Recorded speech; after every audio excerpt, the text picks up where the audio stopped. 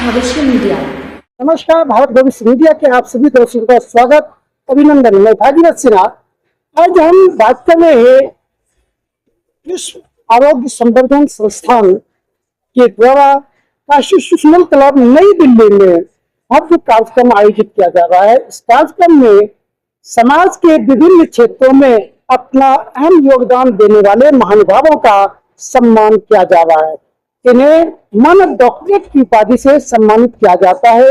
जैसे शिक्षा के क्षेत्र में, स्वास्थ्य के क्षेत्र में, कला के क्षेत्र में, इन तमाम विभिन्न मुद्दों को लेकर के विश्व आरोग्य संवर्धन संस्थान ऐसे महानुभावों का सम्मानित करते हैं।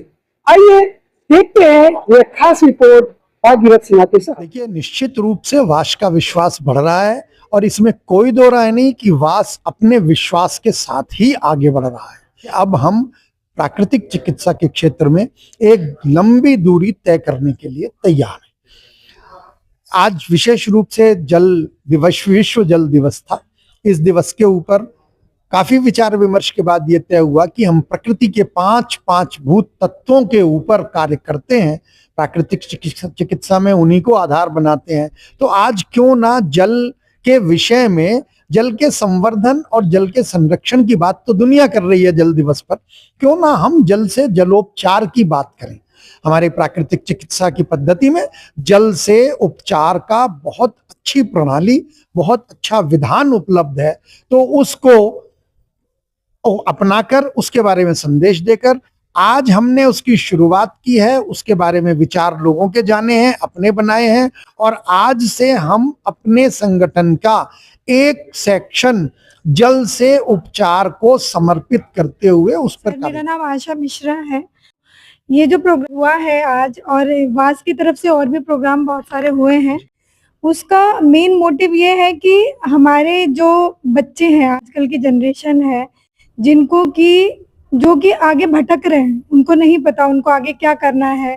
जैसे कि नेचुरोपैथी में हो गया, योग में हो गया, तो उनको उस तरफ लेके जाना और उनको इन सब चीजों की महत्व बताना। मेरा नाम डॉक्टर धर्मेंद्र कुमार मिश्रा है और संस्था से जुड़ा हुआ हूँ। पेशे से नेचुरोपैथी, आयुर्वेद, पंचकर्मा सबके क्लासेस, आप कह सकते हो मैं नेचुरोपैथी डॉक्टर बनाता हूँ। भारत वर्ष के 10 स्टेट से इस फंक्शन में लोग सम्मिलित हुए हैं।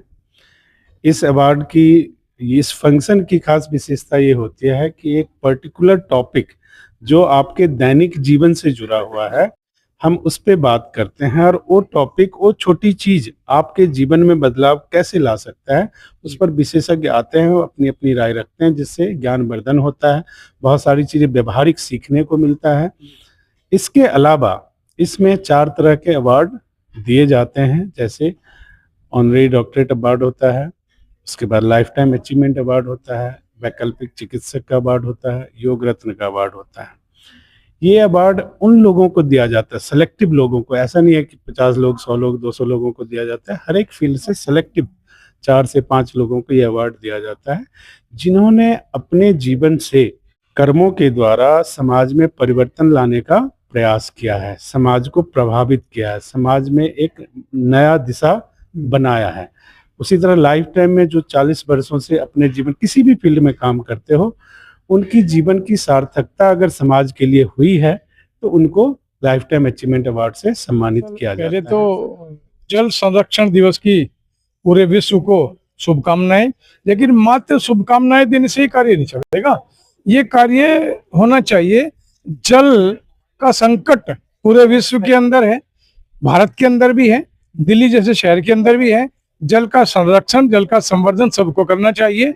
और आज धर्मेंद्र मिश्रा जी, प्रदीप मिश्रा जी का जो वास फाउंडेशन है, कॉन्स्टिट्यूशन क्लब में एक बहुत अच्छा कार्यक्रम किया है। मेरा नाम डॉक्टर सुरेंद्र कुमार मलिक है।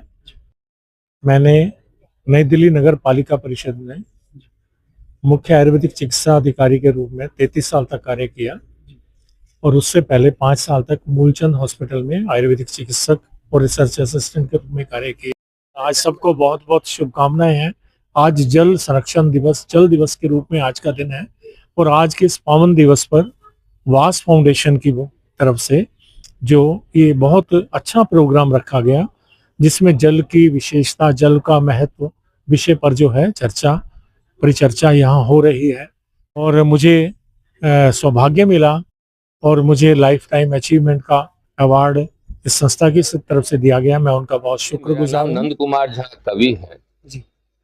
और मैं 2000 ईस्वी से जुड़ा हुआ हूँ। मैं उनको बिल्कुल विश्वास दिलाना चाहता हूँ कि आरोग्य का मूल दवाओं में नहीं है, उसका स्रोत है जीवन शैली। और मैं स्पिरिचुअल हेल्थ पे 25 वर्षों से प्रैक्टिस कर रहा हूँ। वो अगर मुझे जो भी किसी भी स्टेज के 4th स्टेज के भी रोगी हों, कैंसर के और किसी भी बीमारी के, वो मुझसे सीड्स एड्स किसी भी बीमारी के वो मुझसे मिले और 2-3 महीने मुझे दें, संपूर्ण आरोग्य उनको मिलेगा, ऐसा मैं वादा करता तो हूं। मैं अपना परिचय देता हूँ। जय श्री कृष्ण सभी को।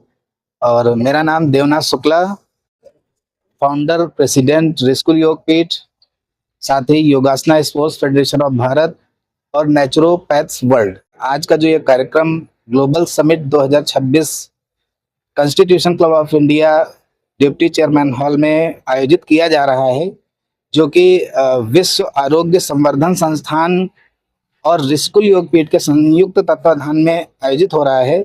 इस कार्यक्रम का जो मुख्य थीम है वो जल चिकित्सा। इसमें बहुत सारे प्रबुद्ध प्राकृतिक चिकित्सा स्पीच के माध्यम से व्याख्यान दे रहे हैं। बहुत सारी अच्छी से अच्छी जानकारी साझा की जा रही है कि जल चिकित्सा क्यों समाज में जरूरी है।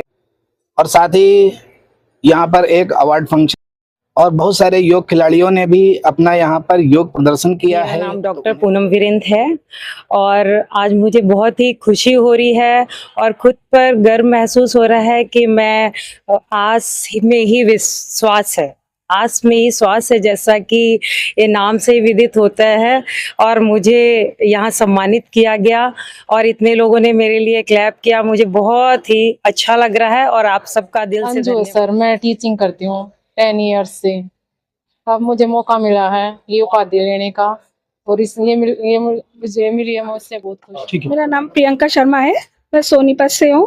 मैं सोशल उसमें मेरे को अवार्ड मिला है। और आज जो वास में यहाँ पर हम लोग आए हैं, सबसे बड़ी बात है कि आज विश्व जल दिवस के लिए रूप में हम यहाँ मना रहे हैं और पानी के कैसे बचाव करना चाहिए, साथ में प्राकृतिक चिकित्सा के साथ जुड़ के, योग के साथ जुड़ के किस तरह से हम स्वस्थ रह सकते हैं, उसके विषय में सारी चर्चाएं हुई। अवार्ड फंक्शन में तो आना ही था, लेकिन मिश्रा जी को खास तौर से वो सम्मान मिला, उसके लिए हम बहुत आभारी भी हैं और खुश भी हैं।